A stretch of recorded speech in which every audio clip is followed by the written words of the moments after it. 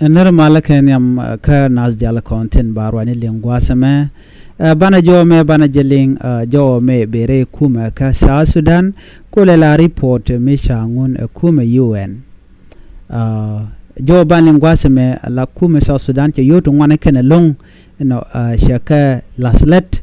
no ka yoto wa ngwan ken long shi kan yoto la kan ka spenewen rewi ka South Sudan report me shalat gwas me mi bikona linkel ka do badana shalat keja anda manduni shang kwasnyak an wala shang wal baro ka pai baro ron kina dangro ri jan dangro rawi de diech report shanung United Nation chikala no South Sudan government chikan yoto ngwana kana long chikan ka spend ke atikan kan ka plan ano de lalet wa chikan ka laslet ka dup to quick kaneja kakana wa chika yoto ngwana long chikan ka collect tilan kan yoto nyam tela kan ka collect no wal anyok chika yoto ngwan chikan ka spend ke chikan ka laslet te shalat ka let banwan no yuru kone ikan ka jek ka jarwon amme waga yutu ngwan long te leni yurun ka medan ka wa chikan yutu ngwan long chikan ka yarke chikan ka ngar baje kon gwa same ka jowodan en chikan lat ke je bana je kula lengo gwa. A new report by the United Nations say South Sudan government collected more money than it had planned, even though the country made less money from oil in the last month of the year. Wachi kuumɛ South Sudan che yutu ngwana kana long chaka collect lan kana yutin content chikan kala no de kan ka jek tila kan na kula moy ke yutu ne won wachi ka yutu ngwan chikan ka jek along ka kan pay the tea ke jar wona mene yutu ngwan shika kula wone de question no shi kuumɛ jala do wone ne shi kuumɛ United Nations chi report ni kala do 2.43 trillion South Sudanese pound wa kene shi kuumɛ ka ngar ka yutu ngwan lung 2.43 trillion shi ka jien ka yudi ala koken 2.43 trillion South Sudanese pound ka yu te sha kan ke cha yar kuumɛ South Sudan, even though the budget only allow for 1.78 trillion South Sudanese pound wa yutu la kuumɛ ka lezle won ka yutu chop ke 1.78 trillion barantami murai kone to kuumɛ South Sudan chi yutu chop ke 2.43 trillion chikan ka ngar yutu ngar by the way ka yutu kon tin dong ken ka plan by the way ka ta yone yu la gon won la ka fix it ka yutu toden la lat ka let bartam je jojen wo chi report mo che bono yuri che kana kula plan wo de la let kan yutu kon kan kula chikan kula rem vidien chikan din vidien lo ler shi ka yuri sha ngare ka ngar wa ajan do badan en jeg economic keje kodi kuumɛ South Sudan ala det ke jat ke petroleum ajan gwada dan in ku kwak dial ku gala benten ka wa chika more than 1.78 trillion chikan ka spend ke chikan ka ngar lo chi yotin cha ngar che wona ka 2.43 trillion ayalar do badan en wo yo kaja okay ngai kone most part of South Sudan nating one ken yo kente chala de de waka ke ken ka jek ko si kuumɛ chala de wonene isi ka jinga yuru tot ken ka jek wa ken karon kan ideal ka tana ti yu chiken ka jek rawi ka South Sudan jene ku yelinga gwasi dan wo sha yu to tot la sala de sha ga jek ene to kola dini ko yu dial chi ka jien chi kirme yadit kana bonde ke timde chiken ka kok kuumɛ Uganda chikana ko kuumɛ Uganda chikana ko netin kon tila nuääri na ka nuääri ngai kone gwan wo na ka no kon okay ne dia la lute picken ka kanir kon chit ka ji Uganda ke doren ko ken ko tamete gre mu chitu kala jawiya yor pinyane ani nuääri ko den kanir kon ya chol ba ne kon ji kirmi yadi ka kok wekan ka chol so you dial chika jien ka do mu changach but ngach ji United Nation ngai kan gwada dana wukatin ko kanine kona take control so ko kujamo ka kuigo shi kuumɛ South Sudan chikan yu chikan ka yar ala kuumɛ kire shi wo kuumɛ South Sudan but kirme yadi kana neka ko shi yu chikan ngar che chutel yu tu tup ke ti de kamnetin kon tila jiwich ala civil servant yo yugi chutel tel real mele da jek so china chuta bangno ajen mishu na ga jetama okay alamun do dien gwaseme ka jowdana chala di UN chikala ronene the UN report say South Sudan public money is not well protected. It is controlled by a few people, making it easy to be misused. Why you tin kontin tere wike South Sudan chaka gang ne de konin to you tit kedina waka ne de todo long majaka ko bikan you bikan kangar ko you tam mangai ka peg dina ne ideal ke de to ko no ba you to ti ba ka ngar re wike South Sudan de ne ideal de yo de kan gajek a wona kan de kon la lat kina chicken de shuch re wike South Sudan do ko you kwa control ne de todo tama jen majang nat ko big shuch ngai kono no ne de kon la lat kuumɛ okay ajekane yuru tor long so ko kujamo yudi aluga kaneten kontin dinikan so one group ne de kono jega yow chigane ideal cause group din ko kenter real mujekana jam ne yen tam kuna alle kwa kor kwa le ter ko do bra ndong de rande ro de ter yo ge mikan lat kan ko la tay mako yo kirmu yadi dio je medan chana jo mi shala de kirmu yadi tan jeling eno ram ci te ka padi de eno kay ci ban ka padi de ki ti ka pari de bat ken la de mandana chala no wala ni ken dorun ken yo wadak ken ne kun ken ajena tele position mi bakami ka tele real mi bejek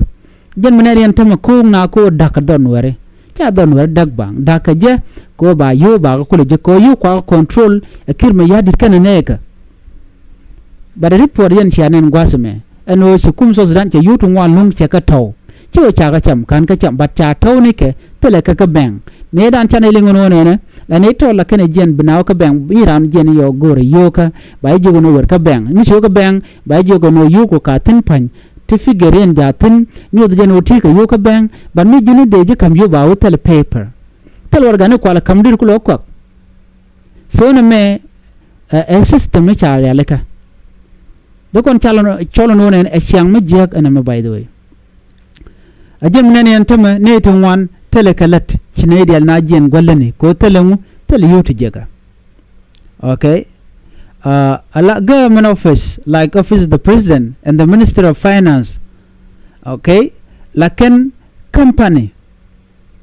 aman dana de kan min de liet de je ko kana choose laken ko bi yu be kan ko kula control okay so this company laken wajik lakini willing ko bu yutu ngwan long be kan ka yorpin ba kam kuumɛ South Sudan ka yora ka kuumɛ South Sudan in advance ba la no ba rura ba ka kwak la rura to mon yam ba ka you can ba ka kanatama so ba liet ba je control ke kan run dangra woto jan company nama so en kan the control official fanken be kan local companies be kan ka kam date so kan kampan de tienda tore wika South Sudan bekan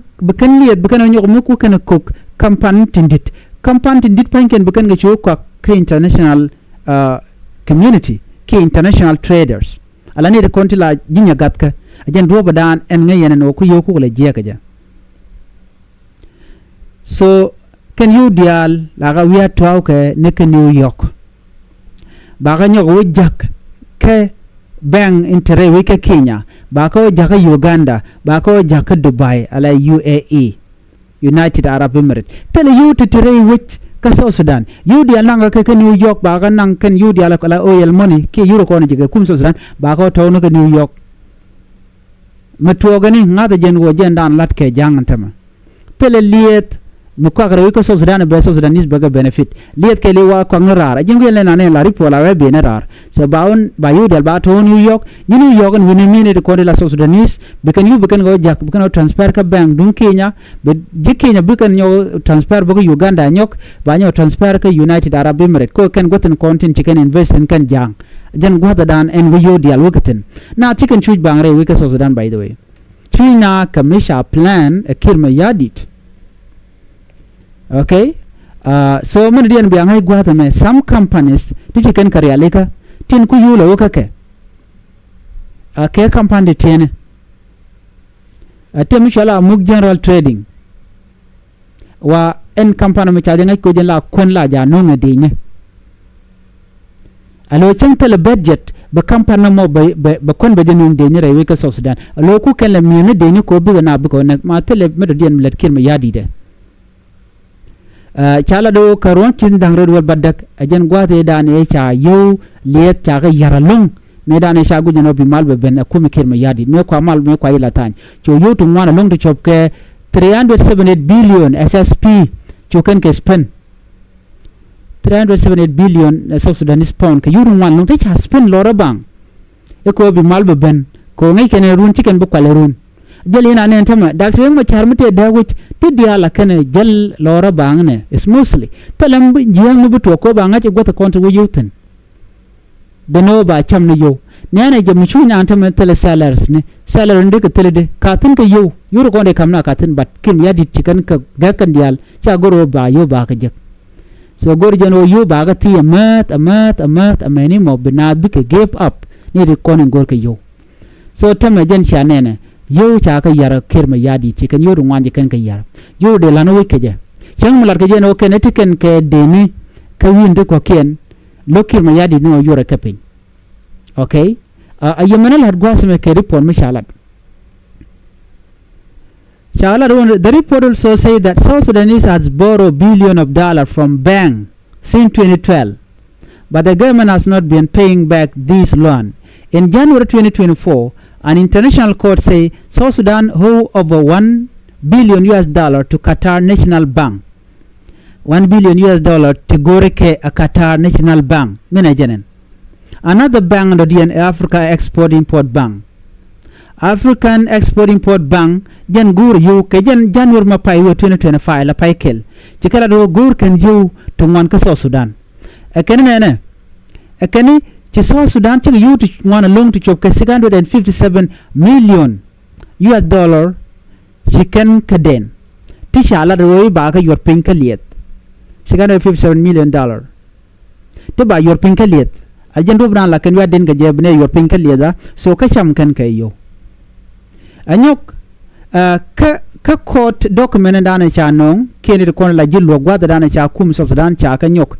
kam mi gwanya katen cha wana ne ci South Sudan cha yuru shop ke 400 million ke 2019 cha gaden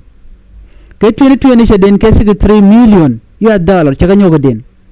anyok cha 3 billion cha ga nyok muden ka jan pai kel ronkin dangro jandangro dungwan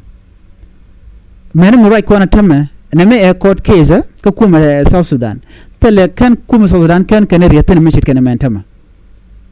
so antam right corner alwa South Sudan total debt is more than $2.1 billion to gore keke $2.1 billion to gore kuman diala ko kenka ko yudati ka yu te sha cham ke de cha to no ka yudati ne ci yudade je ka korun ka karwa da kadde ko mala no ba let ba je ko ka ba yor pin be chelong do mala yula ka nun ka ba la let ka do bada na gor je ka je South Sudan tam da te ka kwak dial